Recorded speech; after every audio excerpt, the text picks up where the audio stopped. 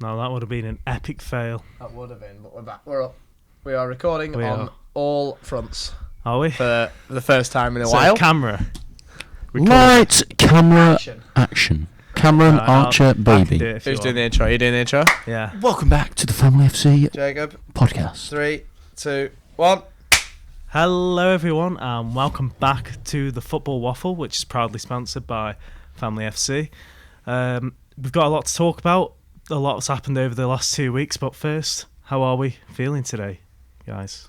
Good, as always. It's a pleasure to be back, and let's get speaking about the football after Jay's told us how he's feeling. Yeah, we've got some interesting matches. I've enjoyed the football over the last couple of weeks, but really that's because my team have been winning for a change, not drawing 0-0. Nice. So, it's a rare sight for Preston. Nice. isn't it, Absolutely, nowadays? yeah. So there's stuff that we're pretty excited to talk about, and I think we need to address the elephant in the room first and foremost. But wait, before that, Oh, go on. let's just say, I hope everyone's having a great St. Patrick's Day. Oh, yes, we are Um, recording this on March. April Fools. April, Dissertation. March. yeah, crap, yeah, rum. We're recording this on April 17th, March 17th, St. Patrick's Day.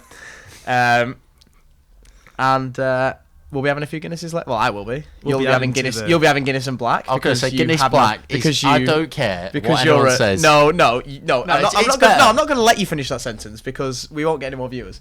So No. Let's give the conclusive vote to Matt. Guinness Black or Guinness by itself? I don't like Guinness, so Well, if Inconclusive. you had to choose. just normal Guinness. see, All right, okay, I'm walking because out. Matthew I'm was walking born out. with the reasonable gene that you do not have. But So I've got the yeah. looks.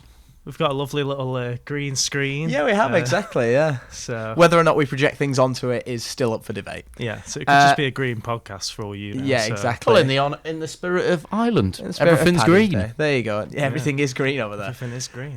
So, football games then. There was a particularly interesting one at Anfield a couple of weeks ago, wasn't there, guys? That we Oh, I watched. don't My think memory Jacob doesn't recalls. serve me correctly on that one. Really? Are you sure? Yeah, but Which one are you going for here? are you 'Cause on I'm about not the talking 7-0 or the 5-2? I'm not talking about the Real Madrid one because Oh, I think okay, we covered okay. that in I'm the happy last to speak episode of about the that podcast. We covered that in the last episode of the podcast. So yeah, that other one at Anfield where that bold fella came over with his 11 players and then they got absolutely trounced. Do you remember that? Yeah. Like it As a was yesterday. Liverpool fan, do you remember that? Like it was yesterday. That was a fantastic game to watch. Well, I agree. it. I watched it with my jaw on the floor for most of it. The first half was fairly even. United had their moments. I It think just they seemed- probably looked the more dangerous out of the two, in fairness. So did Gary First Neville. half. And after maybe 30 minutes, they just kind of ceased to exist. They Didn't just they? fell a bit flat, didn't they? It was Just a bit. it was just a case of them not taking advantage of the situations they found themselves in. You think about that chance that Rashford has one-on-one with Alisson where he should just slot it straight past him, misses, and then pretty sure minutes later Gakpo goes up the other end and scores. The game is completely turned on its head once again. Yeah, but you go 1-0 down. Man United this season are not what they were last season. They're not the mid-table, like, struggling Ole Gunnar Solskjaer-led Manchester United. They've done well under Ten Hag, very well. They're still going to get the Champions League. Like, that's almost definite this season. But what happened? Because in the second half, they shipped 6. I think in a lot of instances they didn't really come out running. I personally, now I've watched the game back. You know, don't get me wrong. I think in the first half they probably were just scraping to be the better team.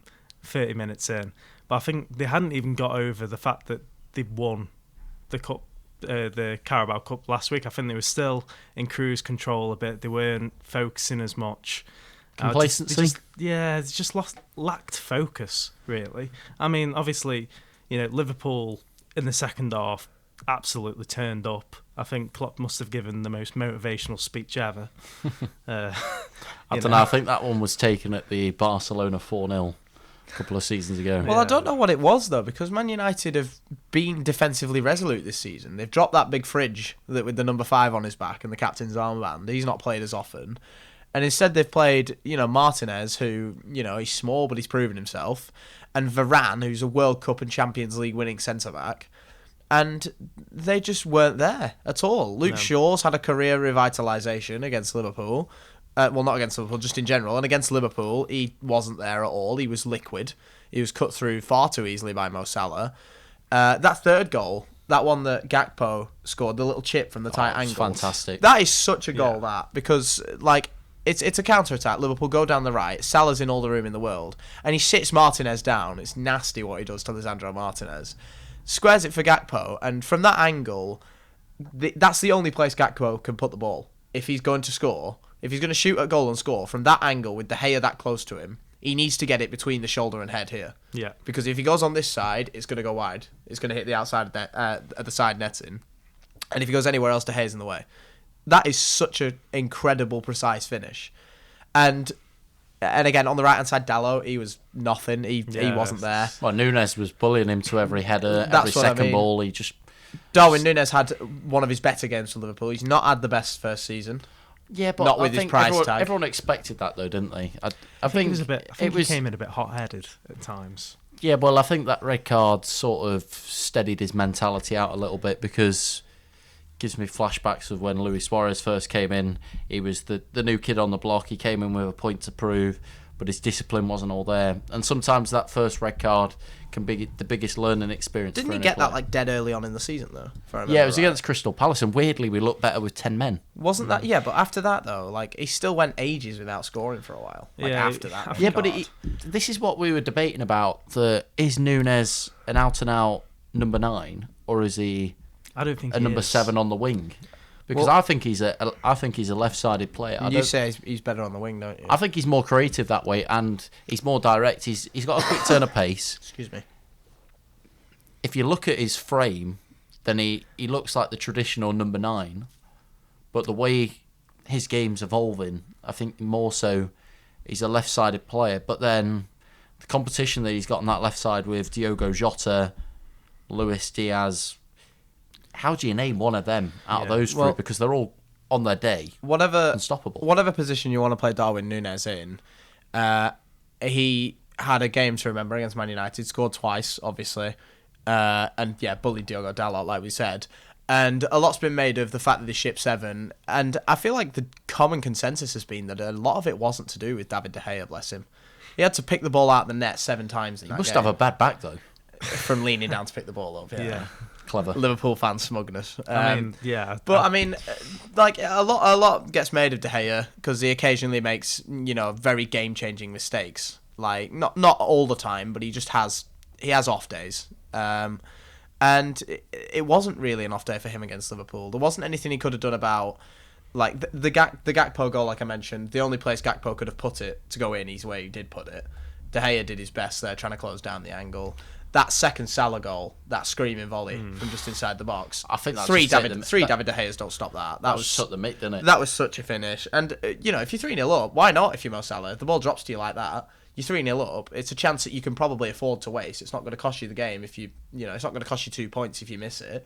Go for it, and it's smashed in off the bar, and it's a great finish. Yeah.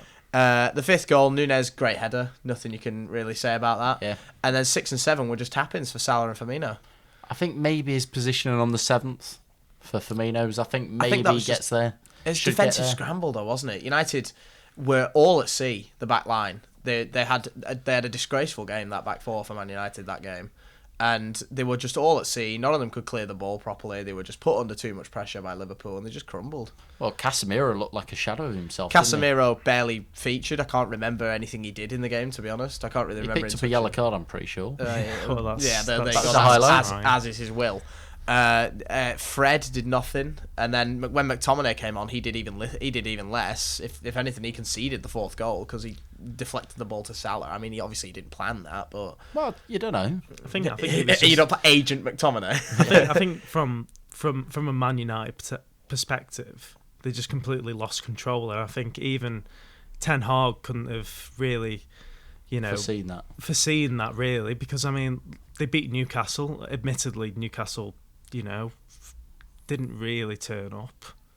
Really, I don't think Newcastle would have liked to have done more. They would have liked to have done a lot more. I think United were just as ruthless as people were expecting. They just looked almost a polar opposite version of what we've came to expect this Well, that's season. credit to Man United, who they're playing against, though, because Yeah, United I have found suppose. that. It sounds weird that we're saying this after talking about a 7-0 defeat that United suffered, but they found that defensive solidarity since the early goings in the season, when they shipped 4 at Brentford and they shipped 6 at the Etihad.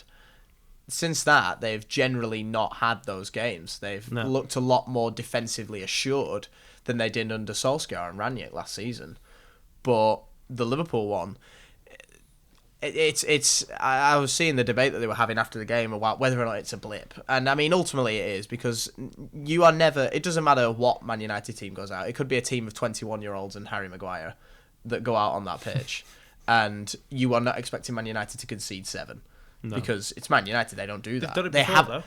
What, in 1930? No, they conceded 7 against, it was 6 against Spurs. In the COVID season. Yeah, but 6-1. again, that was Solskjaer's Man United, and it was the Man United that had Luke Shaw and Harry Maguire fighting with each other in their own penalty area to get the loose ball. You remember that goal? That's hilarious to watch back. Belle's goal. Brilliant. Yeah, that's hilarious to watch back that goal, because Luke Shaw and Harry Maguire don't even know what they're doing in the same penalty area. Yeah, but I think for United, I think after winning the Carabao Cup, I think they were so. Almost, they just didn't let go. Over. Yeah, they just didn't really let go of it, and I get it. It's the first trophy they've won in a while, and I'm sure if we won a trophy, it would be like that'll be the day. It'd be like Christmas Day almost. But I mean, I just think they lost that focus. They underestimated Liverpool because Liverpool haven't been the best this season, and they've suffered the consequences. Do you think in your lifetime then that you'll ever see Tottenham win a trophy? Surely in your lifetime, he's only 22. Well, no, he's not. Are you 22 or 23? 22, mate. I'm actually quite. Wow, offended. you're a good friend. You listen. But no. Let's go back to the question. Let's not embarrass I think ourselves. Tottenham could genuinely win a trophy. I just think whenever they're bored and some of the players decide to kick into gear, really. In his lifetime, sure. In my lifetime, I feel like that's not even a question, because Tottenham, all right, of the big 6, they might be the smallest fish, but that is compared to everybody else in the Premier League. I suppose Leicester has won it. That's what I mean. Literally, Leicester made the cup final. They won it in 2021. Yeah. Teams like that do well. You're right. Yeah, my ear. Ultimately, Grimsby are in the quarterfinals of the FA Cup at the moment. If Tottenham can't win a trophy in however long Matt's got left on this planet, then something is seriously wrong. Then Daniel Levy must be still in charge of the club, and he must be in a coffin doing that. There is no way that won't happen. This is something I've always said in my lifetime. I'm going to see Preston play Premier League football, and that's a hope I hold on to. Yeah, I think so. We'll get overtaken at some point. The Hemmings family won't run the club forever. We'll probably get overtaken. Whether that's we might get overtaken and then it's a bad one and we drop down to League 2, but then we get re-overtaken by somebody good and they'd do like a Bournemouth or something like that. You never know. These things happen in football. Well, the winds of change happen. Do you remember at the beginning of last season when Newcastle were favourites to go down because they had Steve Bruce and Mike Ashley still in charge of the club? What a combo that. Yeah, exactly. Steve Bruce was gaffer, Mike Ashley was club owner. They were favourites to go down. And then the transfer window ended, and then all of a sudden Saudi billionaires came in and went, yeah, you know what, we'll have them. And then now they're eyeing up the top 4 in a season. That's how quickly football can change. I mean, we're in the top 4 at the moment, so I know, I complain a lot about. Yeah. Well, we are. Yeah, we're 4th. I didn't realise that. I think Matt. I've just literally. He just said it. Yeah, exactly. I didn't say it. Silly boy. But yeah, I think in my lifetime we've got to win one. Absolutely. Anyway, we've gone a bit of a tangent there. Yeah. Top 4 then. Well, we do this every time. We'll come to every week. Well, it does, but we'll come to that in a minute. Because at the top of the table, there was another very interesting game that weekend when Man United and Liverpool played out that 7-0. And Matt doesn't care. I certainly did when I watched. Well, I wasn't watching the game itself because it was the 3:00, so I was watching Soccer Saturday and Paul Merson, screaming himself into oblivion when it happened. Arsenal really showed their grit and their determination. They were 2-0 down to Bournemouth with half an hour left and then won it at the death. What was it, 90+7 when Reece Nelson scored a very, very good goal as well to it have been win allowed, it. Though?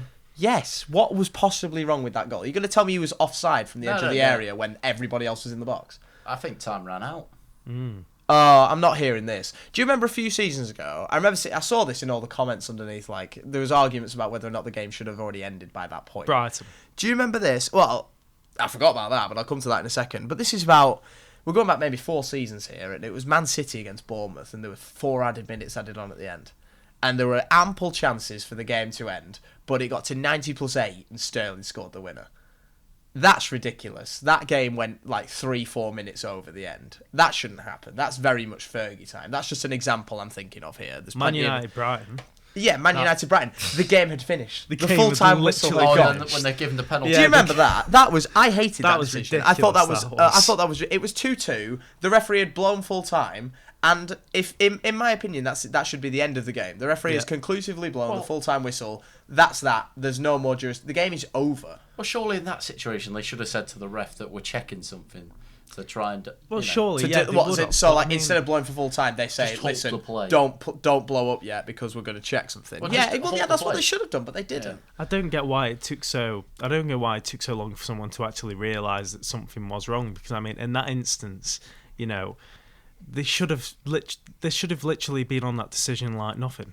You know, if they thought something was wrong. That was still the baby steps of VAR. That's very true. That draws me on to a nice question. I've been wondering for a while that, and we haven't really touched on it so much in the podcast, but are you for or against VAR? For. I think it's a force for good. I think it is. It's just too inconsistent to be recognised as such in general. I don't think it's inconsistent. It is. I think it's more so that it's not settled and there's no standard. What do you mean? That there's no... referees are given a set of criteria, right? So you're given, this is a red card, this is a yellow card. This is a referee's opinion, by the way. This is a foul. You know, you're given the laws of the game. But at what point does common sense prevail in these situations? Because for me personally, I think that if you had a former player in the VAR booths or like at Stockley Park, then I think that we'd see a lot less controversy. Oh, as in somebody that's been in that situation? Yeah, I think... Yeah. Okay, that's an interesting take, actually, but I've not actually heard that anywhere. I just think that a player will understand... like going to the Casemiro, we'll touch on the Casemiro file where he's been given his marching order. I didn't actually think it was a red card. That's in the game against... That was the 0-0, wasn't it? Yeah, Did against they play? Southampton, yeah, the 0-0. I didn't think it was a red card. Did you not? I thought it was. I could understand why it's been given. Because he goes over the ball and he doesn't get his studs down, does But it? It's dangerous. But does he deliberately go over the ball or does the ball take him higher? Well, deliberate's got nothing to do with it. Oh no, I don't think you know, like there's plenty of instances where tackles have happened, and I don't think players meant to break each other's legs unless you're Roy Keane and Haaland's dad. Yeah. No, but what I mean is that in that situation, the common sense tells you that there's going to be a bit of force behind the tackle, and by the way that the ball's I can't even say the word trajectory of the ball. Trajectory. Yeah, you know what I meant. Yes. That's taken his initial challenge higher, and a player that's played the game will naturally tell you that that's by trade's going to happen. But now it's resulted in Casemiro missing 4 arguably quite crucial games for Man United at this time of the season. Yeah, but if you're Casemiro, you are an experienced defensive midfielder. You've been making those tackles your entire career. It's funny you should say that. What? He's at Real Madrid for the time that he was there. He never received a red card, and then in the space of less than a year, he's received 2 at Man United. An interesting little stat, isn't it? Well, I didn't actually know that. To be fair, Real Madrid are generally quite dirty anyway. But as for Casemiro, you know, he's what, 30? He's won 5 Champions Leagues. He's played at the top level for a long, long time. He knows that when he's going in for them challenges, he can't go because whether or not he means to go over the ball or not, whether or not wherever he means to put his foot, what he should be doing is going for the bottom of the ball. Because if he goes near the top of the ball, it's simple knowledge that your foot's going to roll over the ball. If you don't get a good enough connection on it to get rid of it, your foot's going to go over the ball and hit the man. I think you've got to have the instincts to go to aim below the ball, which he gets it wrong, and that is dangerous. And I think that's where the red card comes from. Yeah, I think really, when it comes down to it. I think he even realised after what he'd done was not right. I think he There's a shot of him crying on Anthony's shoulder. I think he rushed into the decision of it, and I think it's a common mistake. It happens to everyone. You remember when Son did it to Andre Gomez, didn't he? Well, yeah, kicked his leg out of his leg, and he was football. And he was in tears though, wasn't he? Because he's got something wrong, and he's got something wrong, and it's a poor decision from him, and it's hurt the man. Yeah. So like you're gonna feel bad about it, but that's because it's a mistake. I don't think Casemiro was crying because he's gonna miss 4 games. I think he was crying because what he'd done was quite rash, and obviously he didn't mean it. It was a mistake, isn't it, in that situation? But I think answering your question about VAR, I'm quite against VAR.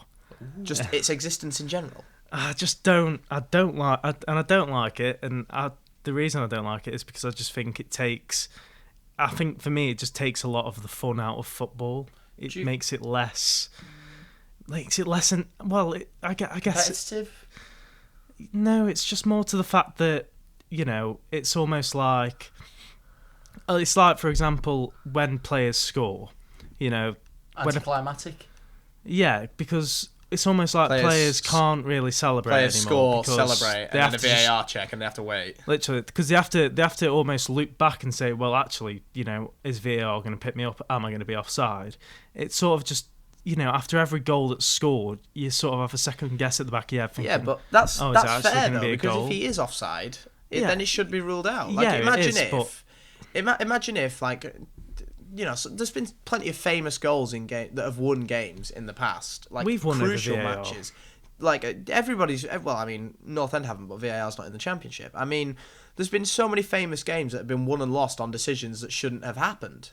Like we're going back to the '66 World Cup final. England's third goal, we ended up beating Germany 4-2 in the World Cup final. England's third goal, did it cross the line? Most video evidence would tell you probably not, but the ref gave the goal. Yeah. That is a mistake, but it's etched.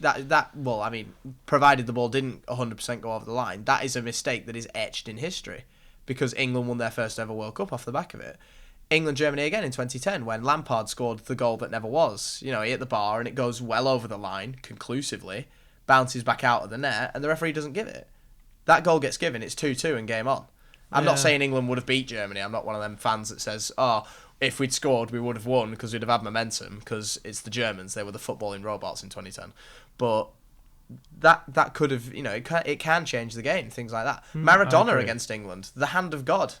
You think we'd have ever seen that happen if there was VAR in 1986? Well, exactly. And, them kind of moments are there for a reason. I think VAR, don't get me wrong, I think the technology is absolutely brilliant, but it's sapped a lot of life out of games, It's like, for example, I'll bring up when we beat City in the Champions League when Aguero went offside. That was a great moment for me. Yeah. But if I was a City fan, I would be absolutely crying at that moment, because they'd thought they'd gone through, they thought everything was great, and then all of a sudden you look at the VAR. But if you're a fan of literally any other team and City had gone through off the back of that, that's unfair on Tottenham. Although that game's a conundrum in and of itself, because should Llorente's goal have been ruled out both sides. It hit him on the knee. Yeah.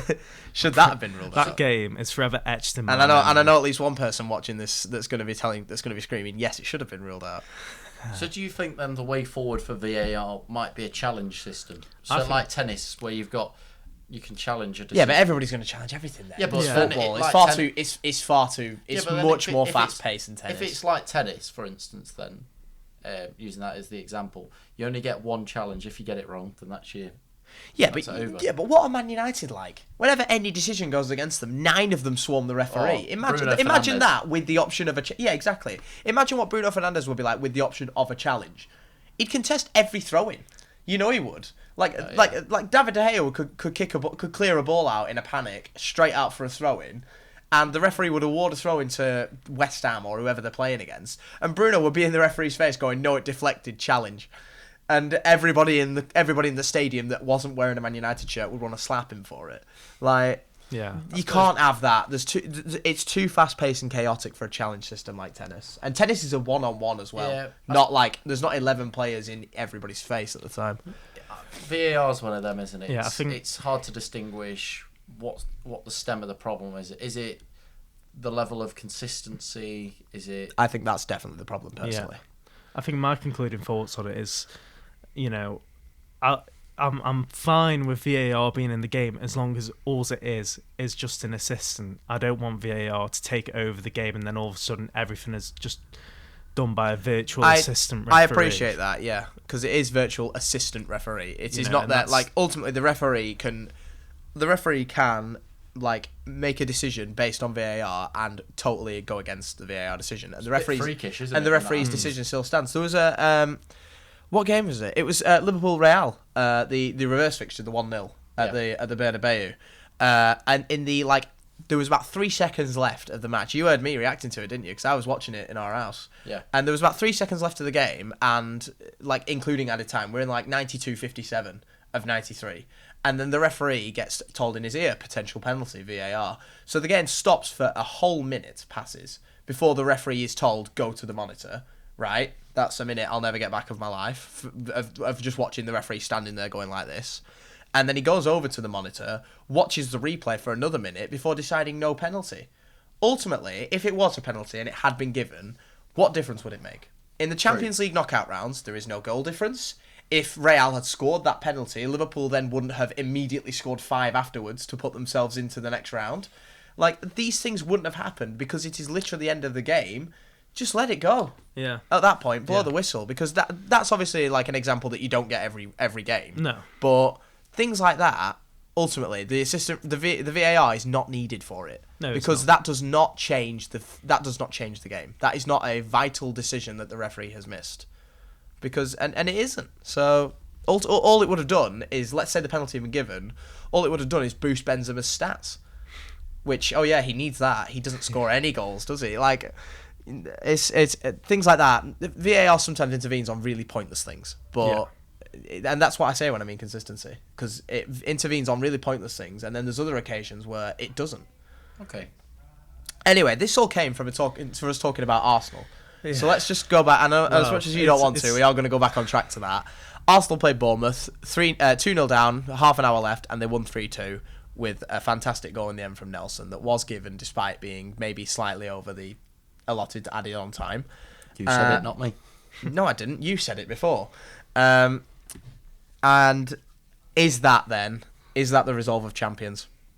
Nope. For them to do that. And obviously you're going to say that as a Tottenham fan, but as an objective football fan, is that the resolve of champions? If Arsenal hadn't done it and Tottenham had, would it be the resolve of champions? No. No, it wouldn't. that's a damning indictment of Tottenham, themselves wouldn't it? in that situation. Well, no. All right then, Liverpool. All right then, Liverpool fan. Is that the resolve of champions, do you think? Yeah, I think it is.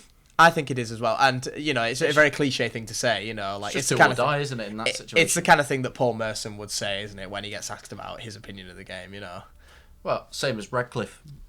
Oh, God, of course. Down to 10 men. 3 seconds left on the clock, and if there's any Northern Premier League fans out there, then should hit up Jacob's Radcliffe Radio. Radcliffe Radio, yeah, exactly. He would promote it, but he doesn't and forgets.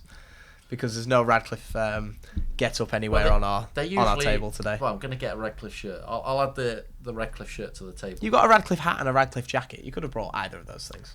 Yeah, but I want a more authentic feel. I want a shirt, so I'll get a shirt on the go. Oh, okay. Yeah. Sure. Well, yeah, but that kind of thing, that kind of to gut that out in that situation, to not let the heads drop. As a fan of a team who let their heads drop all the time, to watch that happen and to see them fight their way through that situation where it looked like an unwinnable game. Yeah. They've done incredibly well. Yeah. And Arsenal haven't had that mentality for a while. In the late years of Wenger and then the years of Unai Emery, the years of peak Arsenal fan TV years I'm going for here. They didn't have that mentality. They'd lose a game and then the fans would go mental on AFTV or whatever.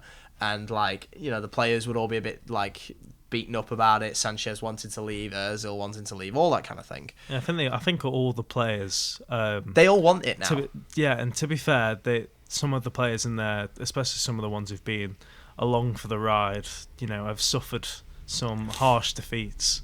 Xhaka probably being the best example of that. Well, exactly. He's had a roller coaster of an Arsenal career, absolutely. Yeah. He started off well, got made captain, became hated, got benched, and then Arteta came in, brought him back into the team, and this season he's one of their best players so far. Like, he scored in the 1-1 draw they had earlier this week against Sporting. They got knocked out of the Europa League, which we'll come to.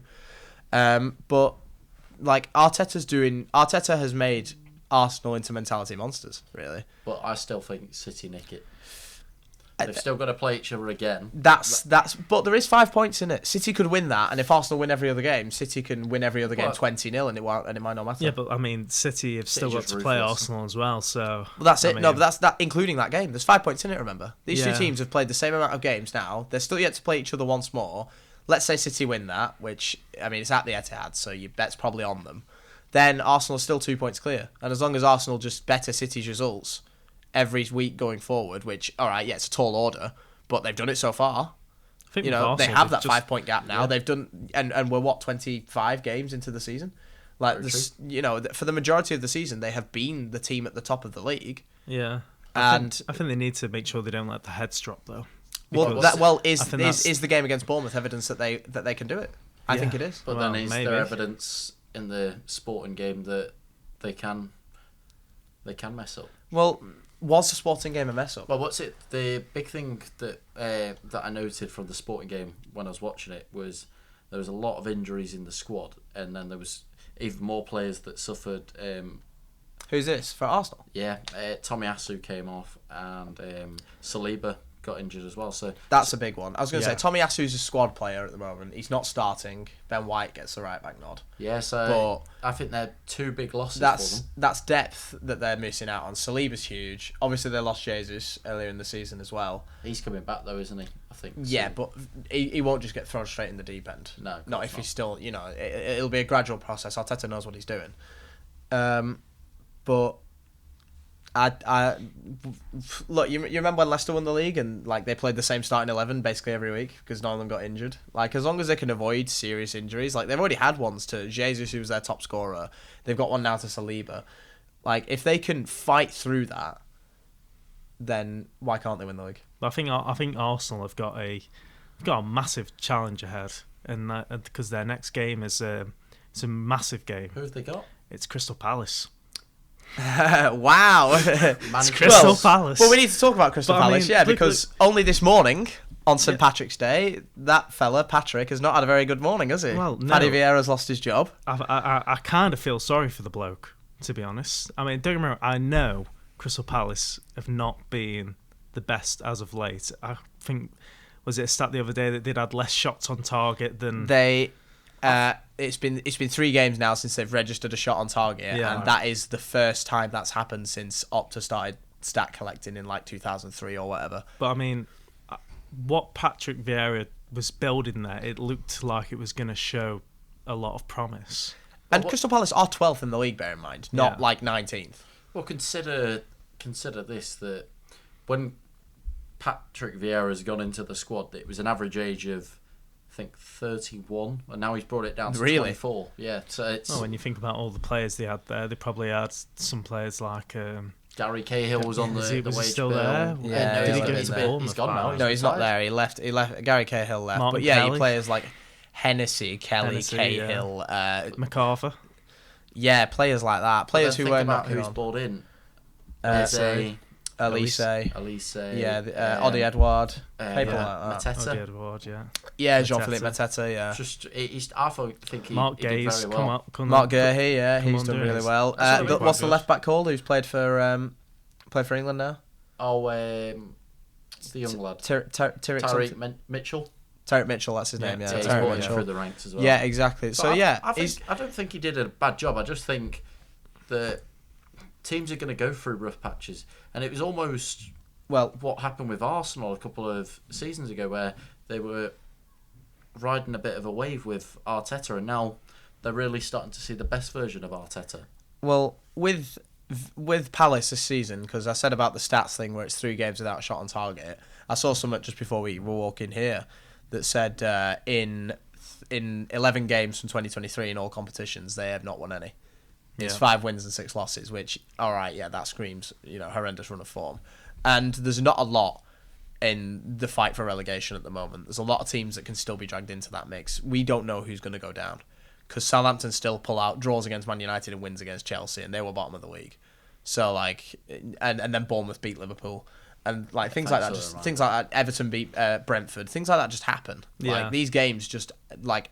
That relegation battle just twists and turns. Southampton, Bournemouth, Everton, West Ham, Wolves, Leeds, and yeah, maybe Crystal Palace on their current run of form might all be dragged down into that fight against relegation. I mean, I think with Palace though, and I know I jokingly emphasised that it was Arsenal's next big challenge, but you know, I think what you got to think about is the fact that when Everton were looking for a manager, they obviously signed Sean Dyche in his first game that he played against Arsenal. He won. Yeah. I mean, with Palace, I know obviously, you know, the results haven't been good. No, well, yeah, because I mean, Palace always seem to get a result out of teams like City. They haven't this season, but this season. But last season. I think this season might be the first time in about 5 years City have done the double over Palace. But I mean, you know, Arsenal will be going into that game thinking, oh, you know, we've really got this, and you never know who could take over at Palace and just maybe. I feel like somebody like Arteta though, as the manager, like Arteta has learned from Guardiola. He has learned from the best. No game is dead cert. Like there's like if he was at the training ground in the morning and somebody walked in, you know, somebody who's cocky in the Arsenal team, somebody like Martinelli maybe, Xhaka. Yeah, somebody like Xhaka came in and sort of said, "Oh yeah, easy win on Saturday, boss." Arteta, I feel like, is the kind of manager that is sitting down and scolding for that attitude and sort of say, absolutely not. Get your head together. This is going to be a fight on Saturday because they're struggling at the moment. They need a result, and they're going to have somebody else in charge. They've got that bounce. So pull yourself together. Supposedly Roy Hodgson. Really? I've seen that. I have seen that rumoured. Getting mentioned again. I think someone like Nuno Santos. I forgot about him, to be fair. He hasn't had a job since. I think he ruined his career. Not ruined his career, but he ruined his legacy a little bit by going to Spurs. I don't think he ruined his. I mean, is he even 50 yet? I think it's harsh to say he's ruined his legacy. No, I think what he built at Wolves was pretty incredible. I don't really think he should have left. He did very well at Wolves. It was a project that was unfinished, but now Wolves are. The thing is, at Wolves, like he was a Portuguese manager during the honeymoon period of their Portuguese takeover, wasn't he? Yeah. Like all the players that they had. No, they've got Chinese owners. Wolves. Yeah, I've got Chinese owners. Yeah, but they have. Sorry, but they have their Portuguese thing, don't they? Like all that influx that they had, everybody that came in, that was a Portuguese national. People like João Moutinho, people like Ruben Neves. Nelson Semedo. Yeah, Semedo. Like they had Trincao for a while. Who? Yeah. Vinagre. Yeah, exactly. Like they had these players. Who knows that is? You are, yeah. He's no, I recognise fullback, isn't he? Yeah, exactly. Yeah. There you go. Hey, beat me to it. Not just a pretty face. Like, yeah, no, I just didn't hear what you said. I just chose not to listen to you. But like when he had that, like that was something he was very much a part of. Whereas at Tottenham, he sort of didn't have that same thing around him. He didn't have that same field. Similar sort of similar sort of situation to Graham Potter, where he's excelled at one club and then he's taken the next step up in his career and it's not quite materialised for him. But there's the class and the quality that they possess. So it's just one of them. I think if you give them time, like Wolves gave him time to build the foundations for his squad and get the players that he wanted, then we started to see the real version of him. We're not going to go on a tangent about Chelsea today because last week was. Yeah, we spoke about that. I was going to say it was a massive debate about that. It is worth mentioning that Chelsea have won their last 3 games now. They won 2 in the league and beat Dortmund in the Champions League to turn it around and get to the last 8. Resounding performance. That's a very good upturn in fortunes, and I think it was very well needed for Graham Potter as well at this moment.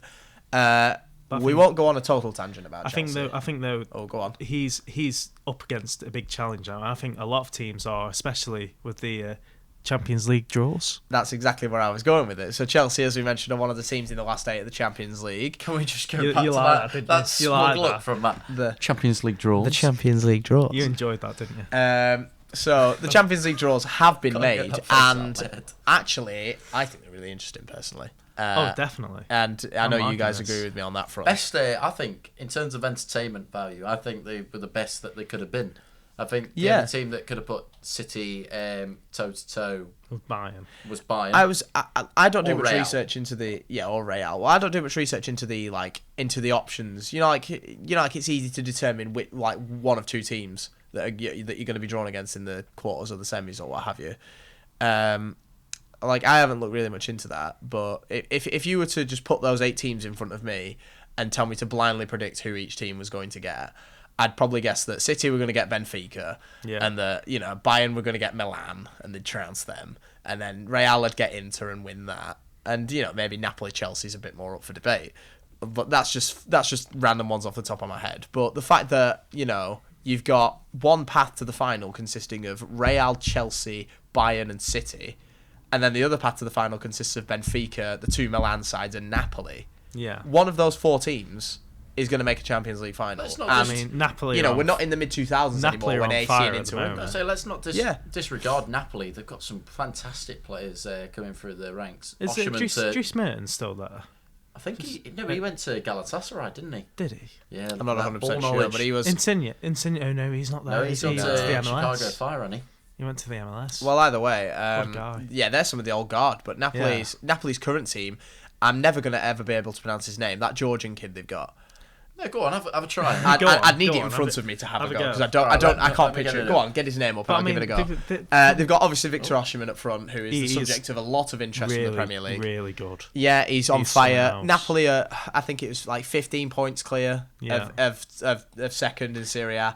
I think we know who's going to win the league this season. Got that Zielinski as well, who looks really yeah, good. Piotr Midfielder. Zielinski. Yeah, exactly. Who have they got in goal? I'm not There you 100% sure. Here we go. This is the Georgian wonder kid. He's like the Georgian Maradona. That's When the they signed him comparison. for $7 million, And didn't his they? name Napoli is got David Ospina in goal. I think so, yeah. Kvaratskhelia. I don't actually think that's probably a That- bad that- guess. that- Kvaratskhelia. doesn't sound That's bad, as to good be as you're fair. getting out of me. Go on, Matt, your try. Let's have a look. Let's have a look. You're doing the same face that I did when I saw my assignment brief for coursework too. Kvaratskhelia. I'm not even going to try and attempt. I couldn't even spell Ding. it. The point goes to. Kvaratskhelia. Shall I get it up? Of how to say it? What are you going to do? Get it on like text to speech? No, but I mean, I think Napoli. I think they have got a goal. I was just asking Jay, did they have David Ospina in goals? I'm not 100% sure. I don't know who's in. I don't 'Cause, watch. I mean, if they have him in goal, fair play. It'd be disingenuous to tell you that I watch Serie A because I don't. Yeah, but I don't. do know what's happening over there, and I do know that Napoli are flying at the Yeah. moment. I know 'Cause that the they're- Milan sides aren't great. They're a lot of points ahead as well. They're quite. I think that's 15 or something 16. Yeah. They are absolutely flying. And just as Jacob's on his phone now, speaking of Italian teams, I'm going to get up the Europa League draw because Juventus are in that. Yeah, they and got you know, Sporting. You know, United have drawn United have Sevilla. drawn- yeah, United. Sevilla. Not United Sevilla. have drawn the kings of the Sevilla. Europa League in Sevilla. Although it's not Unai Emery's Sevilla. No, But- that you're thinking Villarreal, mate. Nah, Unai Emery won 3 with Sevilla. He won 3 Europa No, Leagues. That's true. Before Oh, it was come PSG. on, Matt. Before it was PSG. Yeah, It's and general then he- knowledge, Yeah, that. but I mean, that was yeah, one of the but Villa- questions. Villarreal is the, And then That was one of the Emery's- questions of the quiz. is the Europa League guy. Yeah, and then he is. He's the. I He's keep the, forgetting he's at Aston Villa. he is the Such a Europa League. downgrade. He is the Europa League. Sorry, god, Lewis. isn't he? So we You've have the lost one draws as viewer. well. So I couldn't remember all of the Oh, draws. are we, for are, the we, Europa are we letting that comment slide? What did he say? Going to Aston Villa's a downgrade from Sevilla. Lost one viewer. I wonder who that is. Lewis. I actually think it's an upgrade in his career, to be fair. I think it's I mean, a look, logical he's move. come to the Premier League, so obviously he's come back. He wants something. He's got Good something evening. to prove. So I mean, fair So- play to him. He's taken on a challenge. Well, actually, to be fair, we didn't even run through all the Champions League draws. Did we run through all the Champions League draws? It's No, Chelsea, we didn't. Real, City, Bayern, Benfica. Is Benfica Milan, and then Inter Napoli. Yes. That's the draw. No. It's No, it's into Inter Benfica. Benfica. Is it Inter Benfica? Definitely, Yeah. right, okay. Right, I'll take your word for it. And we've also got the quarterfinals of the Europa League as well. Man United against Sevilla, as we mentioned, and Juve against Sporting. The other two games are Feyenoord against Roma and, excuse me, I need to cough, Bayer Leverkusen against Union Saint-Gilloise. I'm That glad is- you said it because I would not have had a clue how to say that. There we go, that's better. So I had no idea who they were, to be honest. A Belgian team. that Yeah, are me doing and Matt quite used to well play at the for them, didn't we? moment. Under eights. You two, yeah, going to Belgium. I'm sure Matt would really enjoy that. I would have been to America with him, and that was trouble. That Cheers, was, Matt. That was enough. And his glasses never came back, did they? The Miami shirts. Don't remind. You know what? I was actually having that conversation with my dad the other day about there's probably some shark in Miami rocking my glasses with 20/20 Probably. vision. And don't go in the With your glasses and Robbie's phone. on FaceTime. On FaceTime. Yeah, exactly. Anyway, so that's the Europa League draw as well. Can Man United win it? I mean, let's face it, Man United are one of them teams where you can never really count them out, but then you can also never really say that they're going to do it, because, I mean, I can remember, was it the final 2 years ago where they lost to Villarreal? 3 years, 2019, that. It's 2020, it was in COVID. Yeah. Oh, of course it was. You had Rashford in his mask. Yeah, of course it was. So, I mean, I think, really, United should be winning.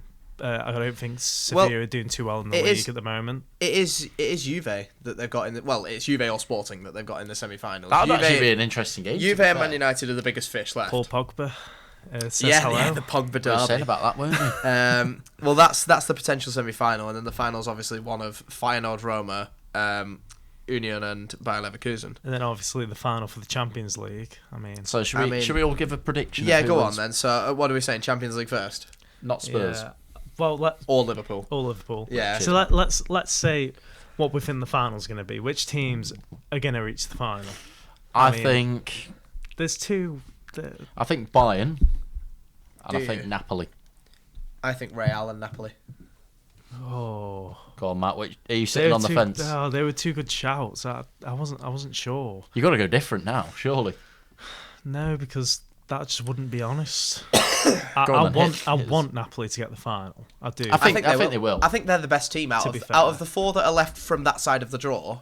So them, the two Milan sides and Benfica. I think Napoli are absolutely in the best place to do it. I want Napoli to get the final, but I don't think Chelsea are going to beat Madrid. No. I don't think City are going to beat Bayern, so I think it will end up being Bayern Madrid in the end, because one of them will have to play. Come on, you can't sit on the fence. Who are you saying for the final? So I'll go with Bayern Real. I think Real. Bayern Real? Bayern Napoli, do you mean? But no, Bayern Real. For the final, for the semi-final? No, for the final. They can't get there.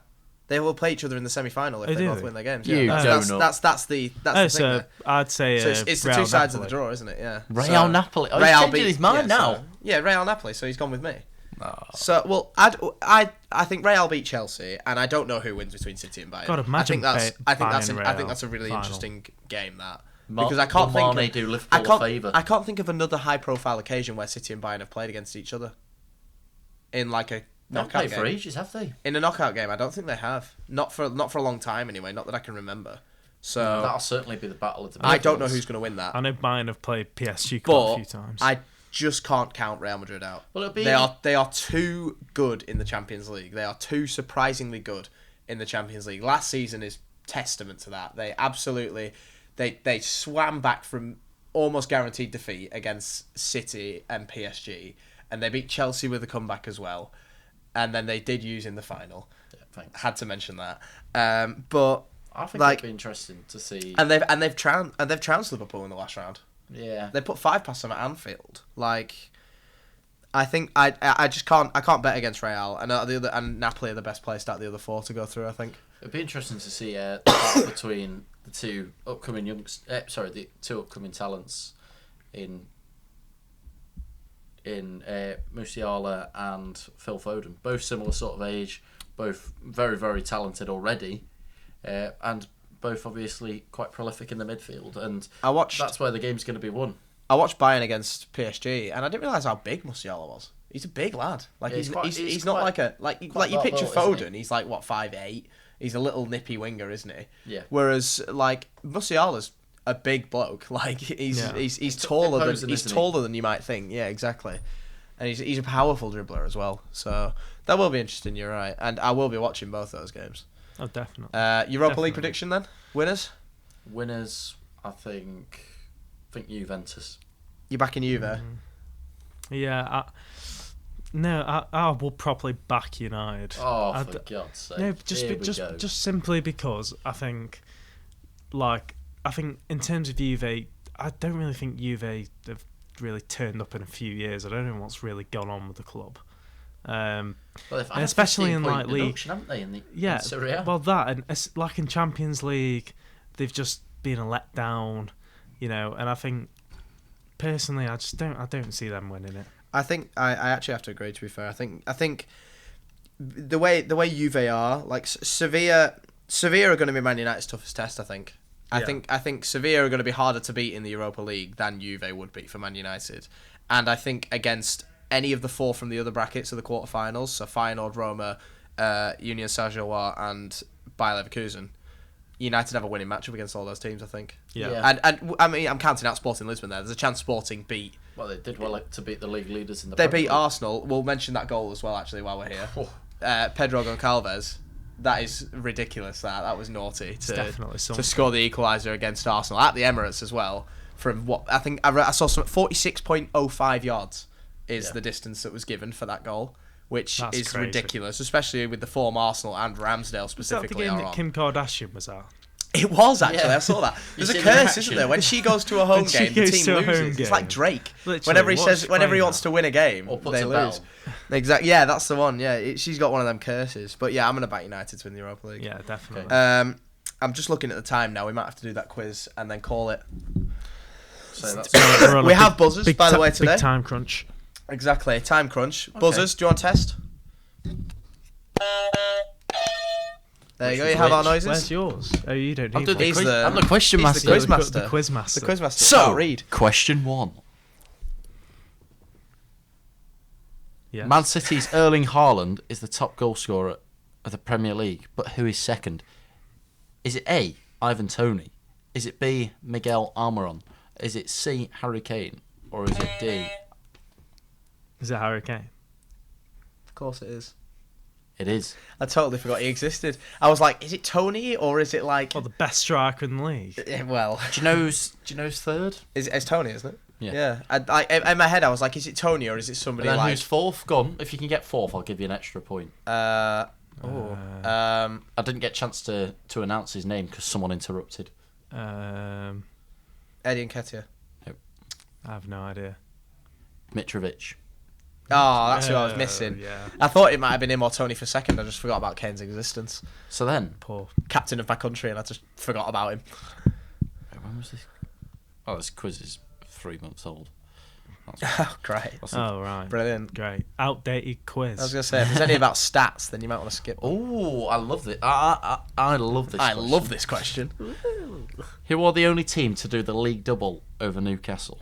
Is it Chelsea, Tottenham, Man City, or Liverpool? The league. Oh, you mean beat them twice in the season? Right, okay. Wait, what were the options again, sorry? Chelsea, Tottenham, It's not us. Man We always City, have a or Liverpool? stinker. Well, you love this question. Oh. Liverpool. Yeah, that would have been Mike. He loves that question. I don't like this quiz. Yeah, it's a bit fishy. He's just picking Who it went, up into, into lives. who went into the winter break with a thrilling 2-1 victory at the Etihad? Brentford. Whee, bloody hell, he's on a roll. I'm not getting there fast enough. Ooh, which World Cup star scored Man City's first league goal of the Ten Hag era? Hang Julian on. Alvarez. Hang on. Man City's first league goal sorry. of the Ten Hag era. Sorry, of the Manchester United. Well, so it's not Julian Alvarez then, is it? Right, let me ask that question again. You We'll cut this bit. you confuse your bold frauds there. It's because I was reading the Etihad bit underneath. Which World Cup star? Anthony then. No. What? You just said you had the Etihad bit underneath. He scored the first goal at the Etihad. No, as in that's why I said Man City. Is this on the next question, the Etihad bit? Yeah. Oh, you're a horrendous quizmaster today. All right, let's cut Right, that bit cut. completely. We're not cutting it. We'll leave it Yeah, in we'll because leave that's that just in. you being a muppet. Which World Cup star scored Manchester United's first league goal of the Ten Hag era? Is it A, Rashford?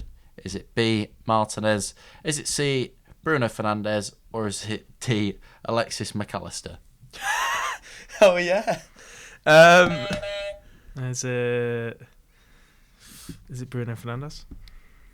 It's not. It's Alexis McAllister. He scored an own goal, didn't he, in the first game against Oh, Brighton? it It was a is, 2-1. yeah. You said it, and Yeah. I was like, that's ridiculous. And then I remember Yeah. Brighton finished 2-1, not 2-0, and it was an own goal. God Christ, damn that's a red herring question. You just read That- that because you're a Liverpool fan, and it's an anti-Man United question, haven't you? Smart. That's clever ridiculous. question. This is an interesting question. This will... Is Liverpool the answer? No. Right, okay. Complete the sequence. Haaland, Tony, Son, Trossard, blank, Haaland. Foden. Wait, what? Say again. Haaland, Tony, Son, Trossard, blank, Foden. What? Haaland. Is this some kind of riddle? Haaland, Tony who? Son, Tony, Son. Trossard, Yeah. blank, Yeah. Foden. Haaland. Yeah. Is it order of Premier League hat-tricks this season? Yeah. Oh, I'm a genius. Get in. Son against Fair Leicester, enough. wasn't it? Yeah, it is. Yes. I'm happy with that. Fair That's enough. such a question, that. I like that. That's a very good question, that. I'll try. And then Haaland and Foden both got one against Man United at the Etihad in Yeah, the they 6-3. did. See, I don't actually know the answer to Imagine this. if Martial had got another goal in that game. He would be next on that list because he scored twice in the game. Which player has hit the woodwork the most times this season? Is it Christ, A, what a- Haaland, B, Son, C, Nunez, or D, Raheem Sterling? Son. I'd have guessed Son. No. What were the other options? Sorry, Sterling, Sterling, Nunez. Nunez, or Haaland? Sterling, Nope. Haaland.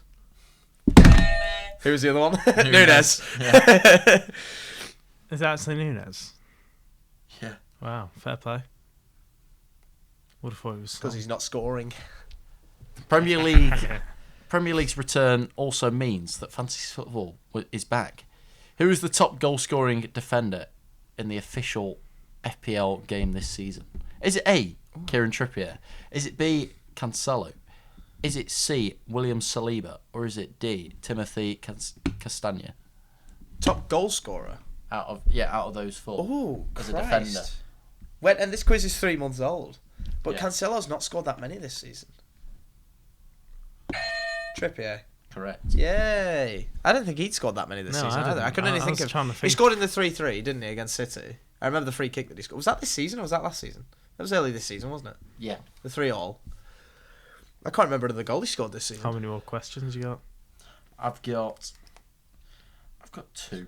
Okay. I've got one more. This is the pivotal one. The pivotal. Oh, wait, so have we got another question after? So is this the last one? This is the last one. Okay, I don't know what score it is. I think it's about even. Next question wins. Yeah. Last point wins. As organised as ever on the Football Waffle. Who are Black Knight Football Club, and what role did they play during the World Cup break? Who? What? Black Knight? Black Knight Football Club. I'll give you some options because I don't think... Is this multiple choice? Right, Yeah. okay. Is it A, a popular esports stream who played out the season as if it was a World Cup, as if it never happened? Is it a Dubai-based football club who have hosted 5 Premier League sides in December? An investment camaraderie who have brought Bournemouth FC? Or is it a drill collective whose music was regularly played in the English dressing room? Surely it's not the last one. Is it the esports team?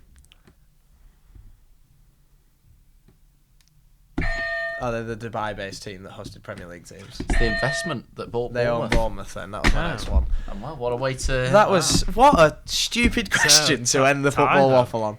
Well, what Yeah, a, sure, we'll call what that a way tie. to, I think, round up this episode of the World Cup Waffle. We'll retroactively Yeah. look at the scores for that quiz, Yeah. but that might be the worst I one think we've done. it was I just think Matt. so, yeah. It might have been. He got the Maybe. I first think three because or he got four. the first... He was on a roll, wasn't he? Yeah. Yeah. Oh, wow. He's obviously had his Weetabix today, but... Find out next week who can earn the we bragging gonna- rights. Oh, really? Are we gonna announce next week who won that quiz, or are we just gonna do another one next time? We'll Just do it. We'll do another one as well. That's on theme. You've got to do a Right quiz then, every- go on then. Do you want to every outro time. it? Well, as I just said, it's probably the best way to round this one off. We'll see and assess who actually officially got the bragging rights for this week. but- VAR. Yeah, there you go. Yeah. the topic of no, VAR. you don't like VAR, so we're not allowed to do that. Literally. But I'm sure there'll be plenty more to speak about next week. But until then, it's Coach Cross signing off. Say the words. Why do you have to do it? Say the It's words. goodbye from me. There you go. It's goodbye from me. And it's goodbye from me. You didn't do the salute. Oh, Clear. Get him, get on. Just tell me that's recorded now. That's recording now.